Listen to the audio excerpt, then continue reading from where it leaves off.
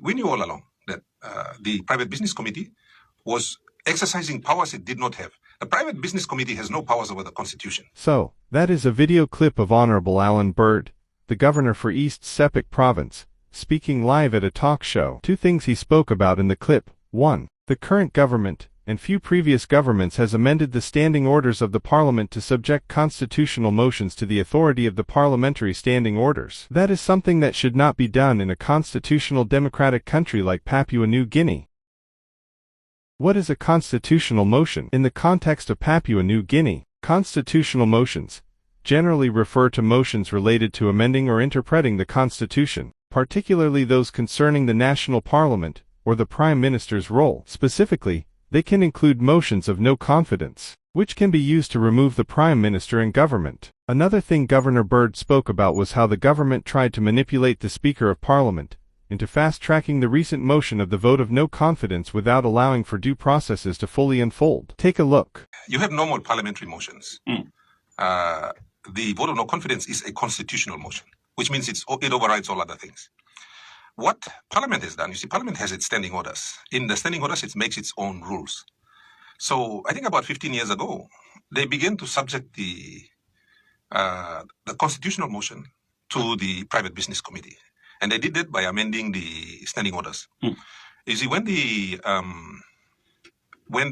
Constitution was written and the bonk was put in there, yes, it wasn't subject to the standing orders.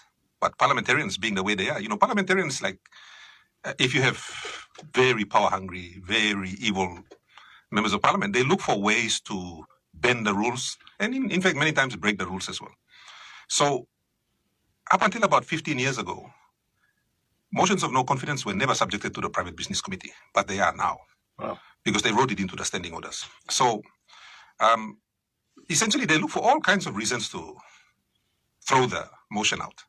The Private Business Committee was initially set up to look at private members' bills that go before the floor.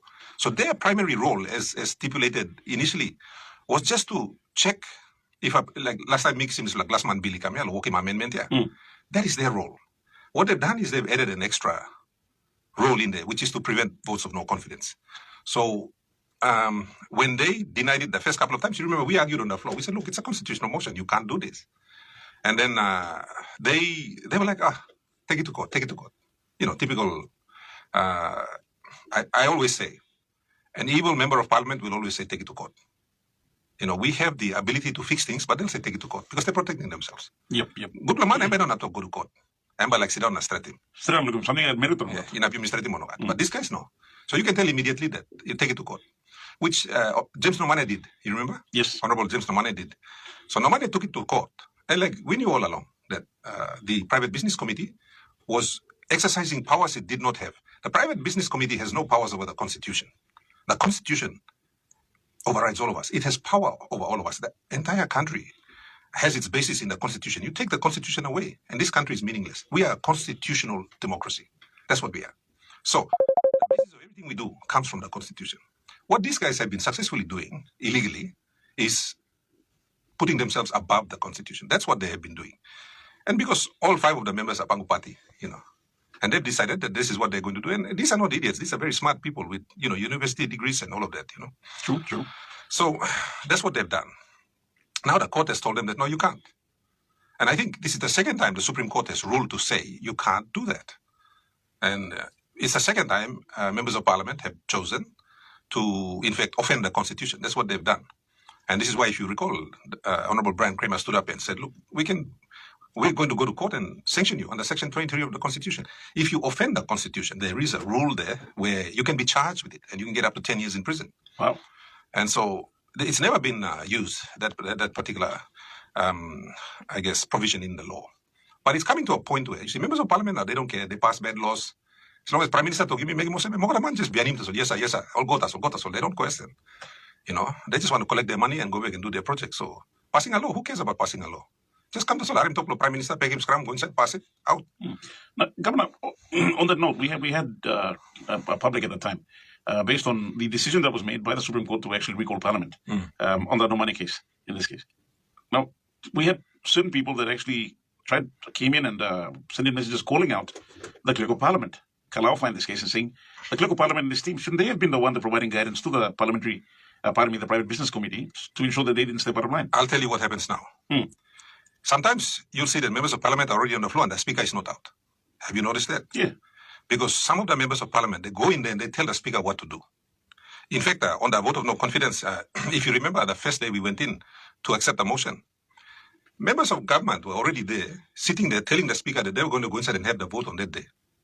And so the Honorable Brian Kramer had to go in there with opposition leader and show the court order to the Speaker and said, no, Speaker, you can't do that. You've got to follow the standing orders, which is 7 days. Wow. Okay? And on the morning of the vote, they were not going to allow anyone to debate. Debate, yes. So they wanted to just go in there and then stand up and go straight in. And we said, no, the court order says specifically you have to debate the motion, 1, then you vote on the motion, 2. It was a very clear instruction because the instruction from the Supreme Court is actually, they were just stating what was in the Constitution. The Constitution also requires you to debate and then pass a motion or vote on a motion. You're not supposed to just come and vote. You're supposed to debate first. Those rules are clearly outlined in the Constitution. But no, God only go inside now like force him Speaker. So to be honest, to be fair, Mibla opposition, Mibla looks away also. The Speaker is under a lot of pressure. 1, he's their party member. And 2, he's got no choice. He has to listen to them. Otherwise, all by making about him. And that's what happens most of the time. And this is the reality me talking to you now. And that's wrong. The Speaker should be in control of Parliament. He shouldn't have members of the government go and dictate to him what to do. But they do anyway. On the National FM 100 Talkback Show, my special guest this morning, the Honorable Allan Bird, Governor for East Sepik, my special guest in the morning. If you have any questions you'd like to ask Governor Bird, we're not opening up the phone lines just yet, but nothing